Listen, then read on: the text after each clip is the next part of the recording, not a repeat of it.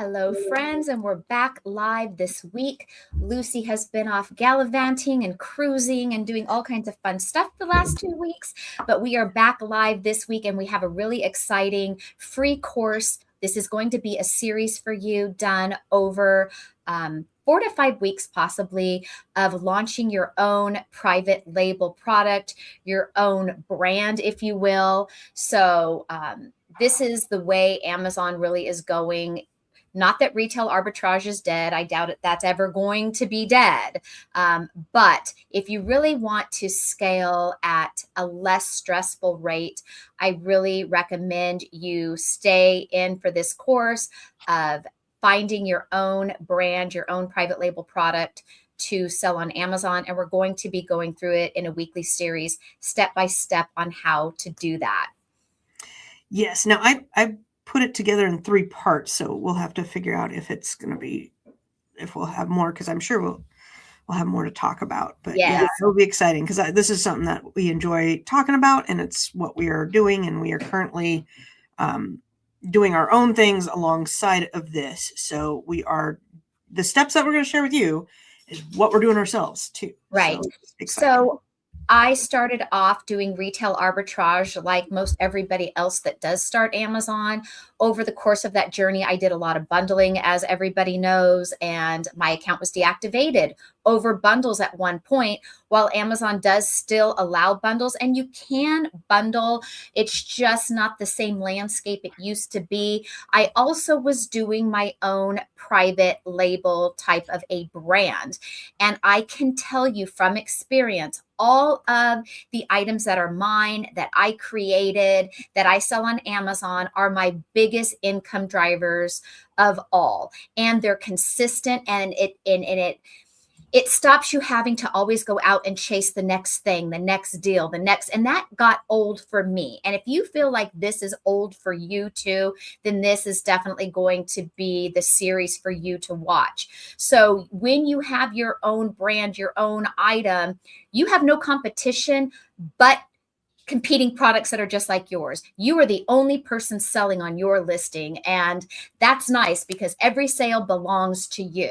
So how do you come up with an idea? A lot of people tell me all the time when I work with them one-on-one, I'm not creative enough to come up with something. Like, how do you know if something's going to work? How do you know that it's going to be successful, right? Because people get stuck on this. So what I have to say to you is, if you have always been a retail arbitrage seller, take what you know from retail arbitrage. What are the areas or the things that you always go to because you know they're going to sell? So like at one time for me, a story I can share is that I found money at one time in doing dish towels for your kitchen. And I started off with some items I had gotten at ASD trade show, and they were, solid color kitchen sets, like the pot holder, the oven mitt, and they were red set, black set, blue set. Those never did well for me. I did end up selling some, but not all, and I always lost money. Then I said, well, let me not give up on this idea. And I found oven mitts with things on it, sunflowers, cats, quotes, things like that. Those ended up doing very well for me. And every time I sold out, because I had a better keyword to drive traffic to my listing, like kitchen oven mitts for cat lovers, kitchen oven mitts with cats on them, because you're merging two things. Someone needs an oven mitt, but they love cats, or they have a sunflower themed kitchen. So take what you know from your normal retail arbitrage, put that hat on, and ask yourself, are these things that really, the brand name is not driving the sale of it. The brand name certainly does not drive the sale of kitchen oven mitts, for instance. So if you are retail arbitrage, start there with your thinking cap on. If you are starting from scratch, then great. You have no bad habits to break. So I found a very interesting website a few weeks ago, and it's called, I think you call it Axio. And so did you have that already to pull up, Lucy? I do. and it's spelt ACCIO. And if you happen to be watching on my channel, I do have a link in the description area to take you directly to that website. I don't know if you added it onto your I channel, did, Lucy, as well. Okay. but we So, don't have any affiliate links. It was just, yeah, just a link to it. I think it was late last night. It was, I don't know. I don't remember. I was trying to do all the things at once. I think I put it in mine. I hope I So did. this website called Axio is, I think, owned, I'm not sure, by Alibaba. So what Axio does is it sources the suppliers on Alibaba, on AliExpress, and another big Chinese supplier. I can't remember. It's like numbers. I feel like it's, like 6771. I can't remember what it's called. Yeah, I don't remember. Yeah, What and that is. really doesn't matter that much. You don't need to really spend too much effort looking for it. But the thing is it is AI. This is AI, and it offers a lot of different resources and links that we can click. So I don't know if you want to go over the overview down there below, all those really cool article things that you can already look at. They already have kind of a pre-done templates for you if you are lacking creativity as to where to start. Right here, where it has full feasibility analysis, trends, pricing, supply, it will do this for you. Turn iconic buildings into event gift design visuals, and that's because Nano Banana is kind of built into the software. You can look at all of these little articles going across here, and they all are full of valuable resources. And then those tabs along there, business analysis, the product design, you can go through all of these and end up on wonderful rabbit trails on accident. So I just want to share that is down below. So I think you already kind of did a search here. I did. I wanted to back out just a moment to kind of cover the high, bird's eye view of when you are trying to private label. Most of us don't have a supplier in hand. So that's what we're going to be covering kind of in this first video is how do you find a supplier? Like, how do you do product? The initial things of like, where do I start? And that's why we're highlighting this Axio program. In the olden days, we used to get on Jungle Scout, Helium, and or just looking around, or even your own mind. Maybe you have a great idea and you notice that in the dog jacket market, there's no bright green dog jackets. And so then you would go out looking on Alibaba for somebody that makes dog jackets and back and forth with them. And what this program is doing is putting all that together into an AI form, and it has been really fun to play with. So product research is where, when people ask me, Lucy, what should I do? Should I do, retail arbitrage or online or, this, that? And I say, retail arbitrage is really easy. You go out, you scan, and you're given the numbers. You're like, you can buy it for this, you can sell it for this. You have the numbers, you send it in. It's very quick. And in Q4, it could be, the same day. You go to the store, you find the product, you sell it, you ship it out the next day, and it's a very quick turnaround. When you go all the way over to manufacturing and private labeling, this is a long process. It's not very quick. You want to, at least in my suggestions, is to have several ideas that you're going to think about, jot them down when you're in the shower or driving or whatever. And then you need to see, is this a feasible item? Like how much does Amazon take? What are the numbers? What is the demand? How many do you think you can sell? All of those numbers. And then you need to find the manufacturers and get product samples. And by the time from the first idea you have to all the research and actually selling it on Amazon, like it's in Amazon for sale, is probably, I'll say, a 3-month process. Would you agree with that? I mean, like on average, yes, on average, you're back and forthing. Can it be quicker? Sure. And we work with a lot of Fiverr people that, are developing their own games or developing their own products. I've worked with people that have made water bottles, candles, dog stuff. I mean, just all sorts of cool products out there. And it seems like and in even my product people, I would say about 1 to 3 months is a like good time frame. And so you're going to be back and forthing with these guys, and you need to know all the ins and outs, because let me tell you, those manufacturers want to sell you something, and that's their job. They want to sell you something. But there will be some other hidden or pitfalls that we see commonly that we'll go over as we're going through this whole thing, such as compliance paperwork or regulations, or how do we like make a case pack. So that's what we're going to be going over today. Now, what I did for today's example, and kind of, I don't know, we'll probably use this product throughout these videos here. I went, we're always watching YouTube stuff, and there was a guy who went over 7 hidden niches, or 7, I can't remember what the title was. I should have brought it up, but 7 unpopular or not sexy in a way niches on where there's opportunity on Amazon. So I love watching these videos because it always opens my eye to ones that maybe I wasn't really thinking of. And so he went over them. I shared them with you. Do you remember what they all were? I can bring it up. I don't remember. But one of them was funeral accessories. I'll say accessories. I don't know if accessories is the right word. Hold on. I wrote them out the other day. Funeral things, construction safety gear, pest control. Like if you buy a house and you need to do ant spray around the house, car parts, printer ink, HVAC parts, and then senior aid and mobility. So there you go. There's 7 niches from this guy's video. I'll have to try and remember to link it down below. But those are things that people are going to the internet to buy all the time. And they're not super fun, exciting things, but they are money makers and they have opportunity. So I was like, well, let me go down the rabbit hole of funeral accessories or cremation accessories. Can I share? Oh, go ahead. Oh, I was going to share my page really quickly, and then I'll have you pull that up.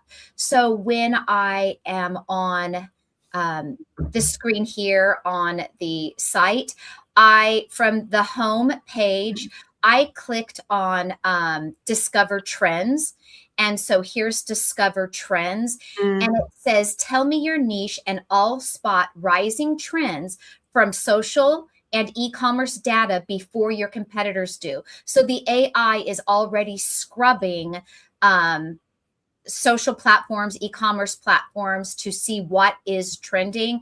And you would just literally describe yours here. They gave you sample trends, find trends in pet toys in the US, discover rising home office trends on Pinterest, what baby product trends are growing but not saturated yet globally. You could word your sentence similar to these examples down here, thinking of where your trend or your idea category is in. So go ahead and you can pull up what you've searched there. Okay, I found the guy. The channel's called My Wife Quit Her Job e-commerce channel, but 7 boring e-commerce niches that quietly making millions right now. So if you want to watch his video, go ahead. It was a nice video. I want to make sure he gets credit. Okay, so I went to Axio and I typed in, I'm looking for current trends in the funeral accessories selling on Amazon. And it, pops out direct to consumer, personalized celebration of life kits. So celebration of life kits, that's a great little phrase to mark down to continue looking at when you go over to the other side. It gave some opportunities. You can, let's see here, if we click view details, what does it say? Assumptions. It gives you a lot of really great details in here. And I love the graphs that it gives, like urn necklaces. And I do know those to be popular. And it tells you the trend signal that there is a high search volume and bestsellers. And the primary theme is emotional comfort and portability and the price range in which they are selling for. Yes. Now, yeah, I like the urn necklaces, the seed papers. Acrylic heart plaques, I'm kind of not as excited about. Direct ship caskets, that's interesting. For a casket, just ship it somewhere. It's a little odd. Memorial lanterns for out in the yard. I've bought and sold those before over the years. Those are very good. And remember to keep your mind open for both people and for pets, because pets are yes, huge thing. and then small urns. I've seen them for even, hamsters and gerbils and stuff like that. Just think outside the box there. We've got the top picks and scorecard.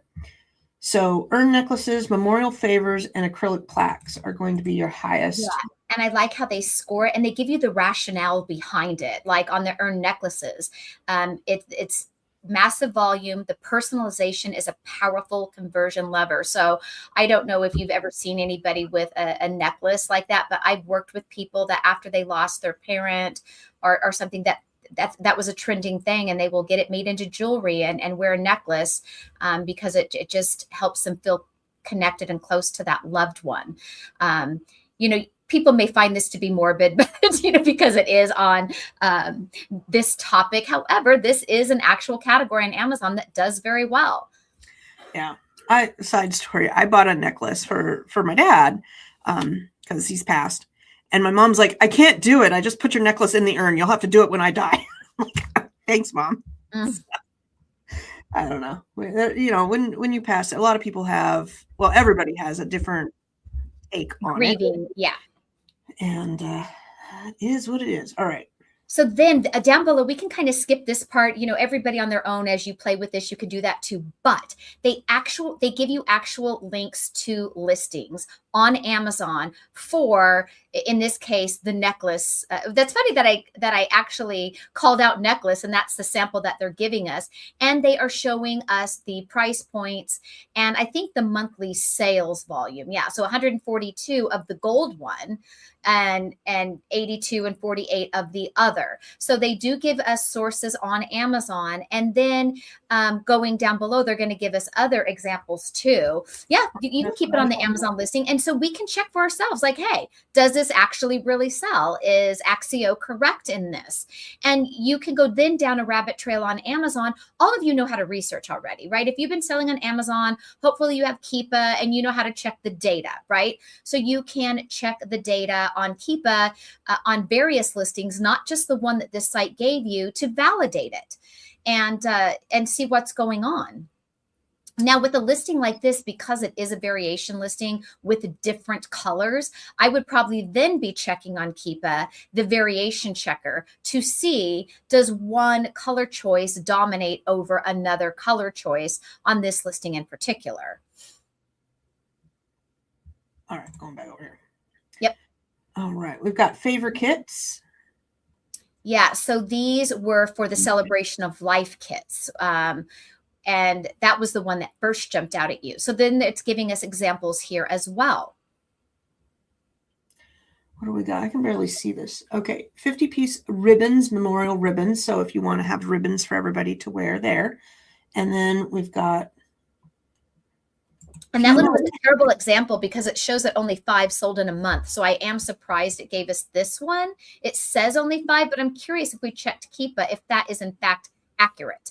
I don't have Keepa anymore. I deactivated it 2 weeks ago, Tina. You didn't tell me I had to reactivate. It's okay. You don't have to have Keepa. I mean, everyone knows how to check Keepa on their own. So we can go back to our Axio data and see what they gave us. I wanted to look at this one too, the ribbons. Now, the really cool thing about this site is once you kind of find the rabbit trail that you want to go down of a product that you have validated, and we could then come on Amazon. If you want to type into Amazon, for instance, Lucy, the urn necklaces, and we can look at what our competition looks like on that. Like how many other listings actually exist for urn necklace. And see, there are 6,000 results for urn necklace up there. And as all of you know, that doesn't mean that there's actually 6,000 urn necklaces. Some listings rank for that term. I'm definitely interested in the first 3 pages of how well the listings are doing there, if they are truly an urn necklace. So that's the first thing I'm usually looking at, because I'm trying to look for a product that is not overly saturated. And then the next thing that we're going to dive into is the average cost for the urn necklaces. Right off the bat, I see those on the top row are, $17 to almost $21 price range. I have a feeling that these are probably pretty affordable on Alibaba. All right.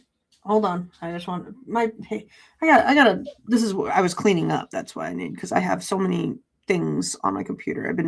Spring cleaning is one of my to-dos this year, and it includes the internet. But you can see my page doesn't even want to load because I got so much crud on here. But what I want to point out is, see how this one's IMRSAAN, this company, and this one is Shadwal or whatnot. This tells me right away that this is on Alibaba because they've got several people that are listing the same thing. So you always want to keep that in mind, that you may be finding a product. And I'm going to side rant here, Tina. I get customers on Fiverr all the time. They're like, I found this necklace urn and I found the seller on Alibaba and I'm going to buy it. I'm going to just list it on this listing that's already on Amazon. And I have to go, no, Right. you can't do that because it's not your listing. This is not like retail arbitrage where I'm going out to the thing and I found a good deal on Monopoly and Monopoly is already on there and I'm going to sell Monopoly boards on Amazon and the listing is already there and I can use their data and products. These are private label items, and most sellers that are doing private label items are not going to be happy if you jump on their listing, and they could sue you is what it comes down to. They can harass you. I've had people buy my product, destroy it, and send it back to me. I've had, just I've seen all sorts of shenanigans on there when you try to do that. And some people just don't grasp this concept. And there is a course out there that actually teaches you to do this. And I went round and round with two guys. They weren't too happy with me, but they were like, but this course tells me that I can go ahead and do that. And I don't need to make my own listing.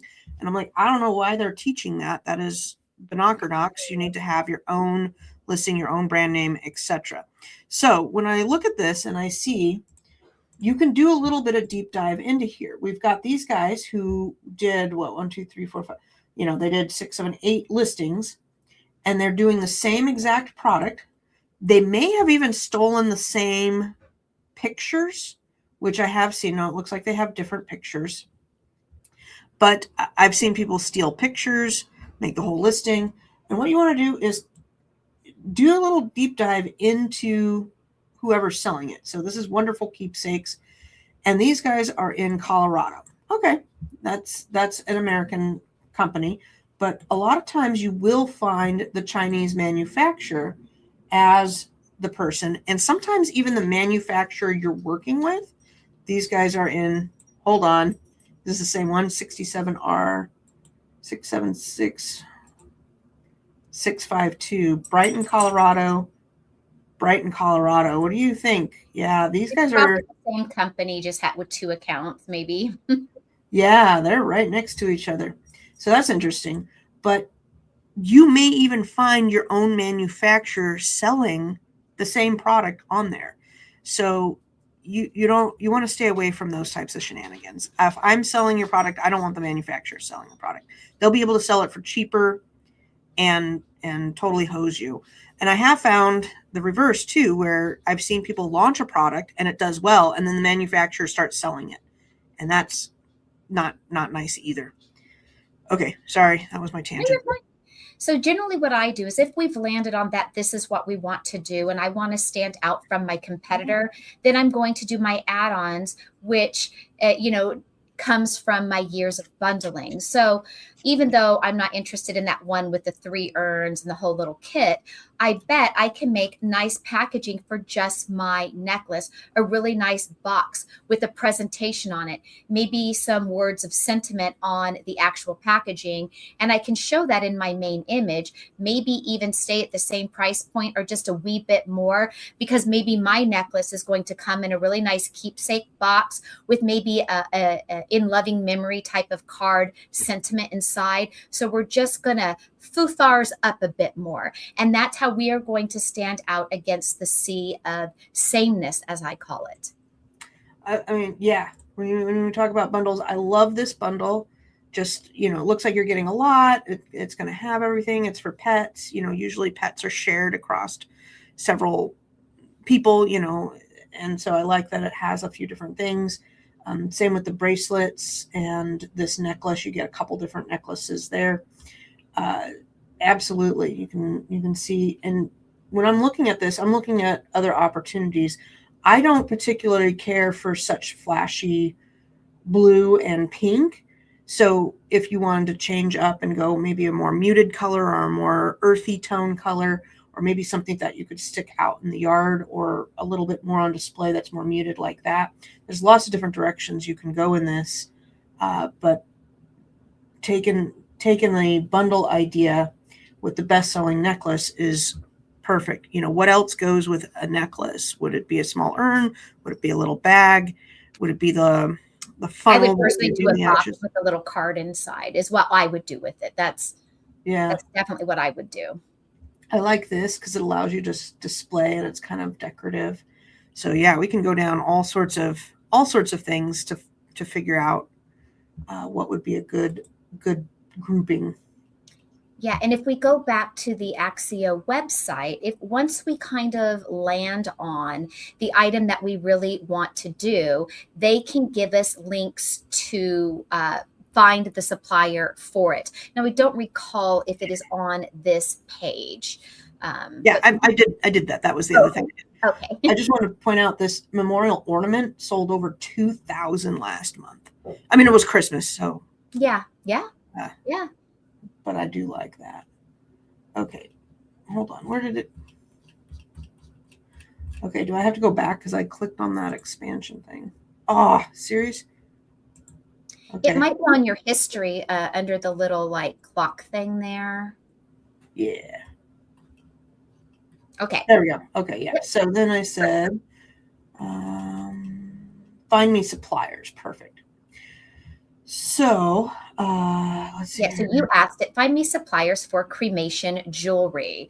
And so it says, based on your interest in the high growth cremation jewelry segment, I have identified and vetted leading manufacturers that specialize in the 2026 market requirements for the 925 sterling silver and 316L stainless steel memorial items. So down below are suppliers. Now, the more specific you are, like maybe you wanted that cylinder one, or you want one shaped like a heart, or you want it to be gold, whatever your you can be very, very specific. So it gives you the right type of supplier. The one thing that jumps out at me is every supplier that they recommended to you is all verified, because you can see under the name of the manufacturer, it says verified manufacturer 18 years. So if you are sourcing from manufacturers on Alibaba, you want them to have a long history of being in business, one, and a long time there can be like that one is only 2 years down in the bottom left-hand corner. That is not that bad. But I certainly like the 18 years and 16 years and 11 years on the others. And verified means that to be verified on Alibaba, a human has to actually go to that factory, see that you are said factory, that you are a business, that you do what you're claiming to do on the Alibaba website in order to get verified. So you can be confident in that they are a verified business, not just some guy over there that says, I'll make this for you, and they run off with your money. Yes. What I didn't like was it's Shenzhen. Yeah. I'm not sure. But 3 out of 4 kind of looks like the same supplier. I don't know if it That's is. probably a common name there, because the second word is Mary Shine. The other one is different. Oh, so yeah. it's probably like like Smith Factory or Smith Auto. It's probably a very common name, is my assumption. All right. And we can look here and see what's going on. Oh, they have a nice little jewelry display. Kind of seeing some different pictures. Yeah, pictures at the end. Yeah, because they're verified. So, and that's always really nice when you can see what the company looks like. So if you wanted to, it allows you to send them a message. So you have that chat now feature, and you have the send inquiry feature. You have it from here, where Lucy has opened up everything about this manufacturer, and you also had it in each one of those tiny little squares, and you can start a conversation with them. The next thing that I would be looking for when I'm conversating now with these suppliers is I want to know what is their minimum opening order? Because when I'm just trying a new product that I haven't done before, I don't want to jump right in and say, oh, wow, well, the other listings on Amazon, they're selling 1,000 a month. So I need to get 1,000 or 3,000. You don't want to do that. And because when you're analyzing the listings on Amazon, that is your competition, and we're looking at them, we want to use Keepa to see how old their listing is. Because remember, you don't start off on day one selling 1,000 a month. You have to have a listing that's been seasoned, that has been building rank, that you've been advertising on. So you also need to take that into consideration.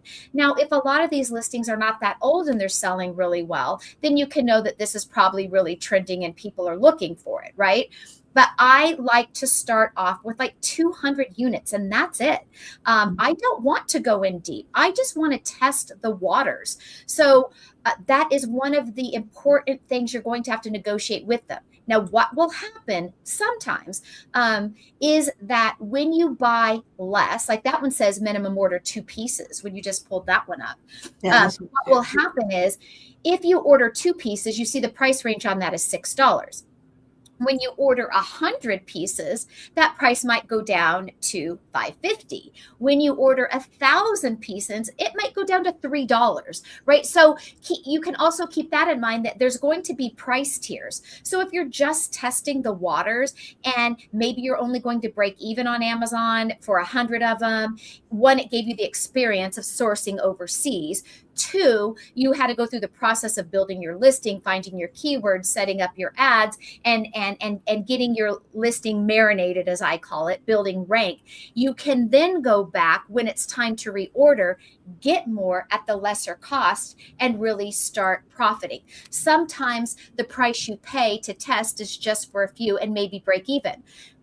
And I'm talking, that's the worst case scenario, right? If you've done your good research, you should not bomb. However, right out of the gate, you can be profitable. So don't think that right out of the gate is a break even only. That's not necessarily the case, but be willing for it to be, is my point. Yes.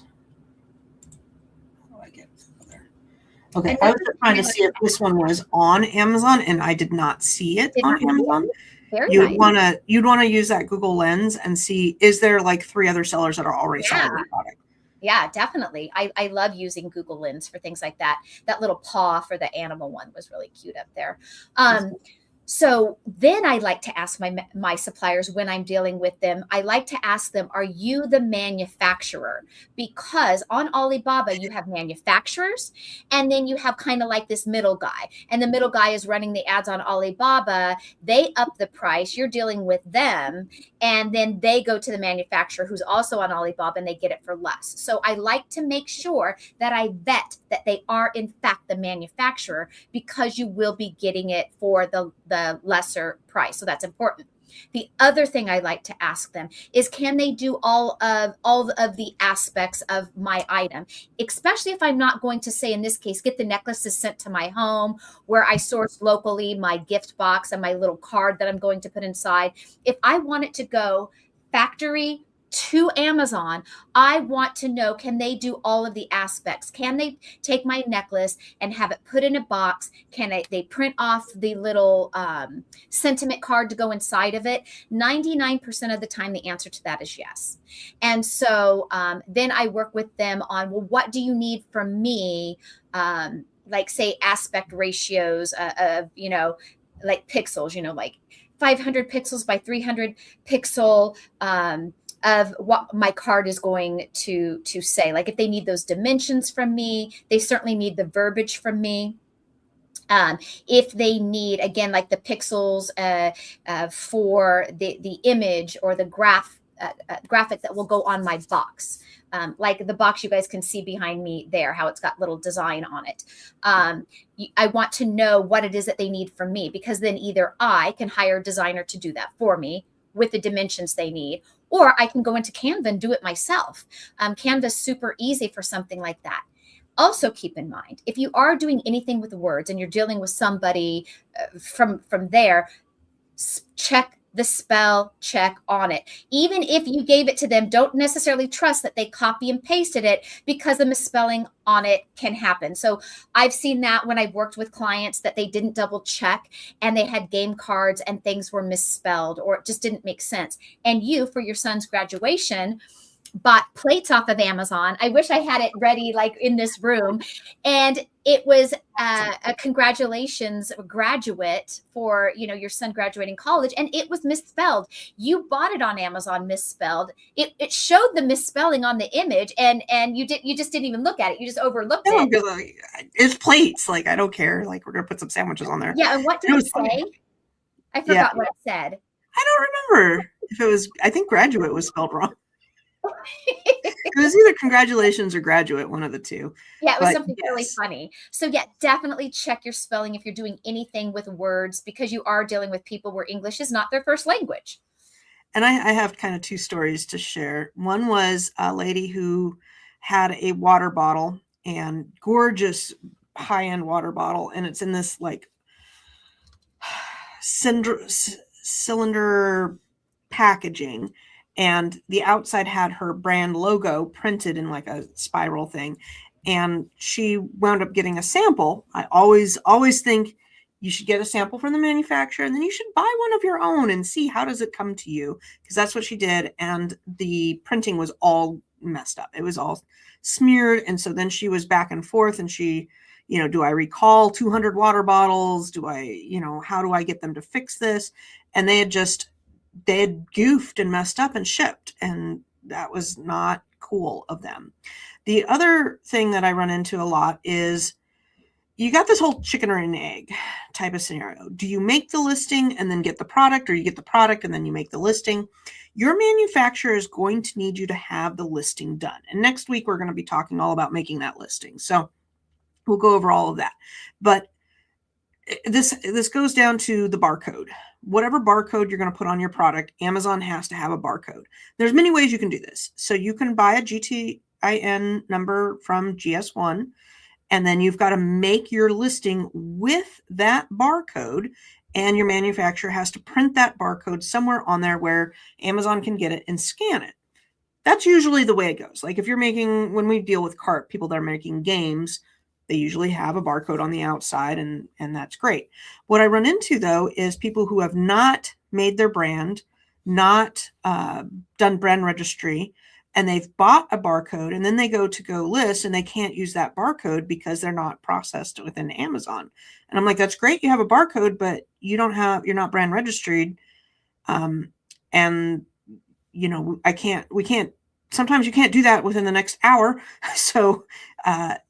The manufacturer's like, I have 2 pallets of crap to ship. We got to go. And they're like, but I can't use the barcode. You can use Amazon's barcode, which when you make the listing, you then get an ASIN barcode and have your manufacturer print that on the outside and not do a GS1 barcode. That's always possible. And I have had times where they didn't print anything on them, and they're like, oh, I thought Amazon put the barcode on there. I'm like, well, yeah, for a small fee. I believe it's 55 cents a piece now to add a barcode onto your product when Amazon gets it and processes it. And they're like, oh my God, that eats into my product. Sometimes, your profit margins with these small items, if you're selling a $10, $12 item, your profit margin may only be, let's say, $2. And if you're going to spend 55 cents then on each product to have it labeled, that's 25% of your profit margin going into labels. So you want to hammer that out and know what your game plan is. We've had to do that with a couple clients. I'm like, you're going to have to suck it up and have Amazon label it. They're going to do that whether you say so or not, because you don't want it to get to the warehouse and then Amazon's going, well, what do you want me to do with it? Like, it's not scannable, and then try to fight it there. You want to have that set up when you're doing your listing, doing your case packs and whatnot, to have them know that they're going to have to label the item when it gets there. And, if you already have 400 items stacked up on 2 pallets, that might be the way you have to go. And then next time you can have your manufacturer print it on there. Now, like Tina said, you can ship it to your house and then send it in. A lot of people do this. I worked with a guy who had like 200 bamboo drawer organizers like behind him. I'm like, oh boy.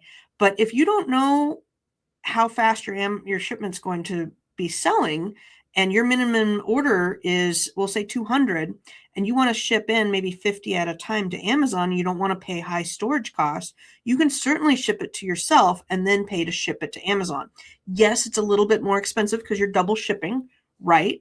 But then you can have the item come, and maybe you get that item and it's these urns, and maybe you're printing out the card, and maybe customization a little bit, offering some custom orders on the side, and or selling it on eBay, Etsy, and Amazon.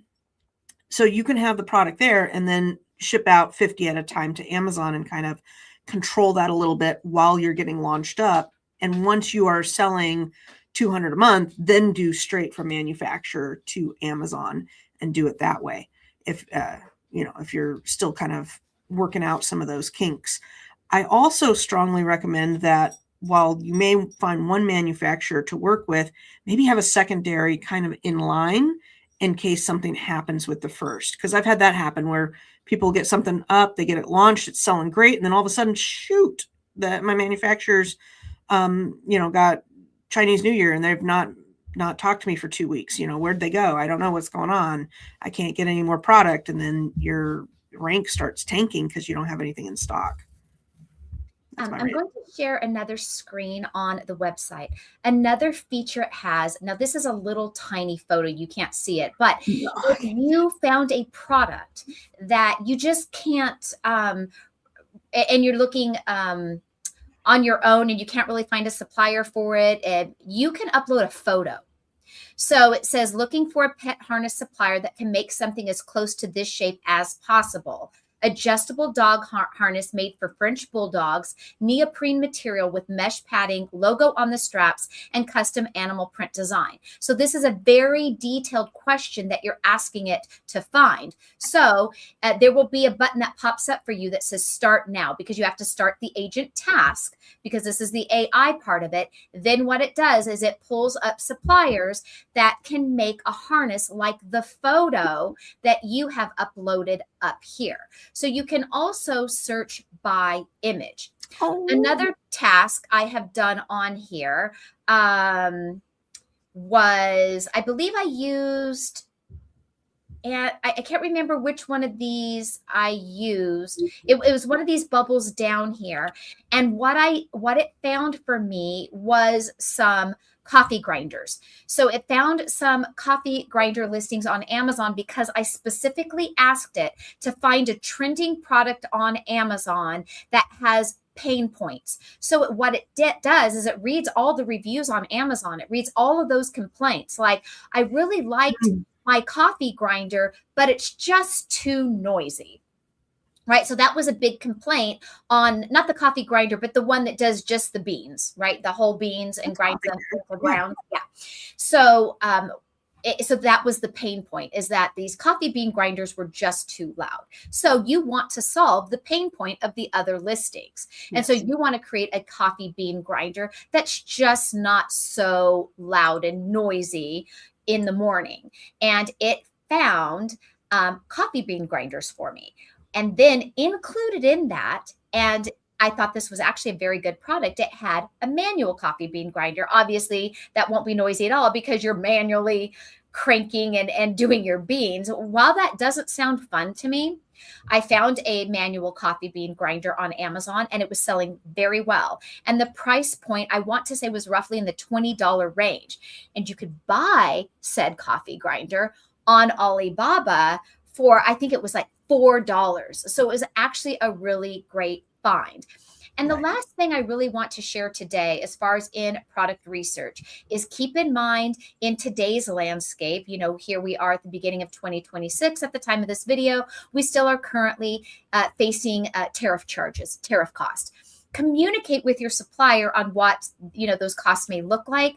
Additionally, you can ask AI. Whether you use ChatGPT, Google Gemini, Claude, your AI of choice, you can ask it what specific products have the least amount of tariffs when we are importing from whatever country you're choosing to source from. landing on US soil, because not every category is the same.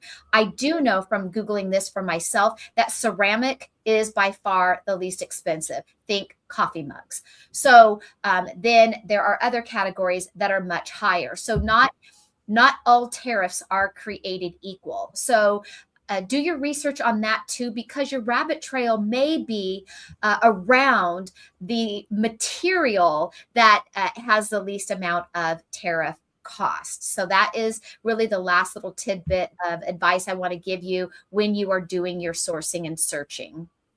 I like how, and you can go and get more ideas for writing letters and what to include in them too here. But I like how they kind of give you a thing that you're looking for this item, materials types, bullet point it out, because we are, they're probably going to have to translate this, or you don't want to send somebody that English isn't their first language a very wordy or complicated email. Yeah, I forgot that it does that. Thank you for pointing that out. Yeah, it actually gives you the message to send them. I mean, how easy is that? Yeah. And then the delivery terms, this is where you want to ask, what's your lowest MOQ and what are the lead times for sample production? And then I also like custom retail packaging options. You can ask them, what are your custom retail packaging options? And for those that don't know, MOQ is minimum opening or minimum order quantity. I remember my early years, I had no idea what that meant. And so, for those of you who are newer and are maybe watching us for the first time and don't know the lingo, that's what MOQ is. And that goes back to our statement of you want to have your opening order as small as possible when you're testing the waters. Yes. And the FOB is free on board for shipping. It's for shipping options. So that's another one that, I could rant about this one. So I get a lot of people that are like, Lucy, I need help shipping this item from my manufacturer. They are asking for the shipping labels. What do I do? And I'm going, well, you got to go to Amazon and create the shipping labels if you're going to ship through Amazon, or is your manufacturer going to ship it and then you pay your manufacturer? They're like, oh, I don't know. Well, go ask them work it out with them. What do you want to do? Amazon's global ship from China to Amazon is pretty easy to follow. Very easy. But you need to have certain questions answered. And again, this will probably be in the third part or maybe second part of these videos. We can go over that. I can bring up some examples. You need to know, is it going by sea, going by air? What is their shipping service? What kind of shipping service do you want to use? And if you have your manufacturer do it, you need to know what the manufacturer is doing, because then you have to go put in the tracking number into Amazon. So let's say you have 7 boxes being shipped from China to Amazon. You're going to have, each box is going to have 2 labels. With pallets, it's slightly different, but each box is going to have 2 labels. And if one label is going to be for Amazon, you're always going to get that label on Amazon. The other one's your shipping. So the shipping can be through Amazon or through your manufacturer. If it's through the manufacturer, you get those shipping labels, and then you have to go in and put each shipping tracking number and the company it's with. And there's a lot of shipping companies over in China to ship to America. Here we usually have FedEx, UPS, USPS. That's typical. DHL. I'll throw in DHL. When you pull up the international shipping, there's a long list of ones to pick from. So I'm like, you got to get that from, whoever they're using, and then go back into Amazon and say it's shipping, via blah, blah, blah, and the tracking number, copy and paste it in. Reversely, if you're doing Amazon, you got to pick whether you're doing ground, air, and shipping to many different places or one place, and then get those labels sent over to your manufacturer to put on. I will say, one of my clients just last month in December, her manufacturer wanted to arrange for the shipping. And so she had to pay them up front because she was trying to use her Alibaba invoice to ungate her brand on Amazon. So she went ahead and paid for all of it. Well, I told her you can pay for your shipping from China to Amazon via Amazon as well. You could use either or. Let's just see what it would cost with Amazon so you can get a price quote.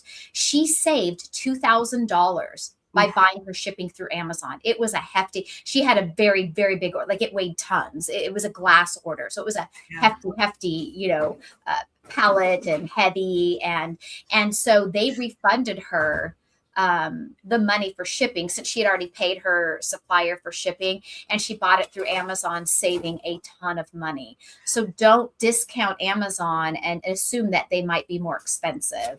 The last one I helped, it was either a pallet or like 15 boxes. It was not super big, and it was 350 through Amazon, and her supplier was going to charge 500 and something.